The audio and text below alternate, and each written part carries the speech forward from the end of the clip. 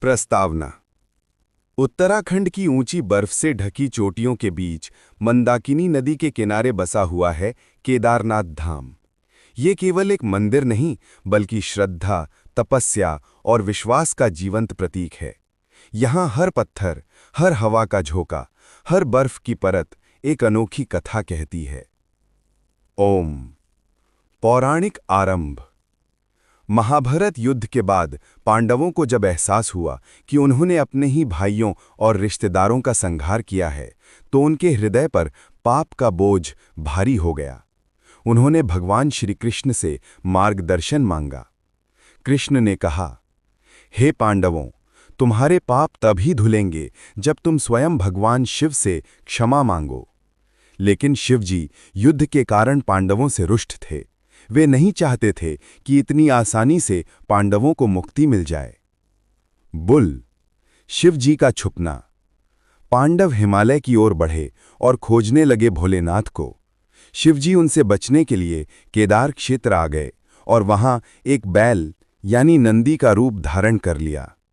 भीम ने संदेह किया और अपनी ताकत से उस बैल को पकड़ने लगे। तभी शिवजी जमीन में समा गए। माना जाता है कि उनका पश्चिमी भाग यानी कुब्बड़ केदारनाथ में प्रकट हुआ और शरीर के अन्य अंग 5 स्थानों पर, जिन्हें आज पंच केदार कहा जाता है। कुब्बड़ केदारनाथ, भुजाएं तुंगनाथ, मुख रुद्रनाथ, नाभि मध्य महेश्वर, जटाएं कल्पेश्वर। फायर।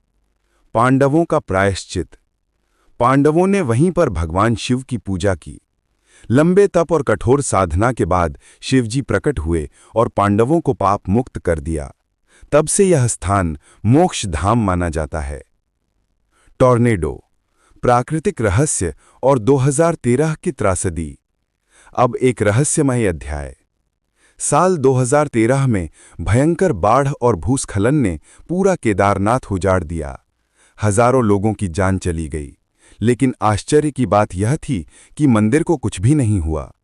कहा जाता है कि मंदिर के पीछे खड़ा एक विशाल पत्थर यानी दिव्य शिला आकर मंदिर को बचा गया।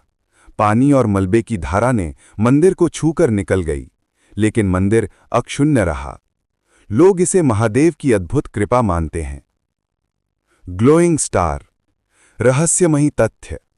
मंदिर समुद्र तल से 11,755 फीट की ऊंचाई पर है और 6 महीने बर्फ से घिरा रहता है।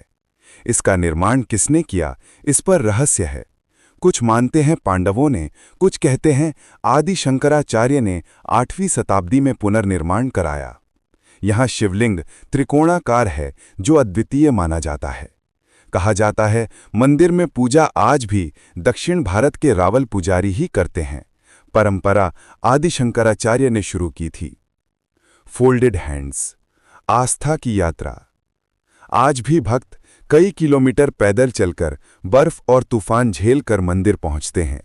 जब वे हर हर महादेव का जयघोष करते हुए गर्भगृह में प्रवेश करते हैं, तो उन्हें लगता है मानो स्वयं महादेव उनके सामने विराजमान हैं। हर यात्री का अनुभव यही कहता है, केदारनाथ केवल एक मंदिर नहीं, ये आत्मा का अनुभव है। Meditative symbol. आध्यात्मिक संदेश।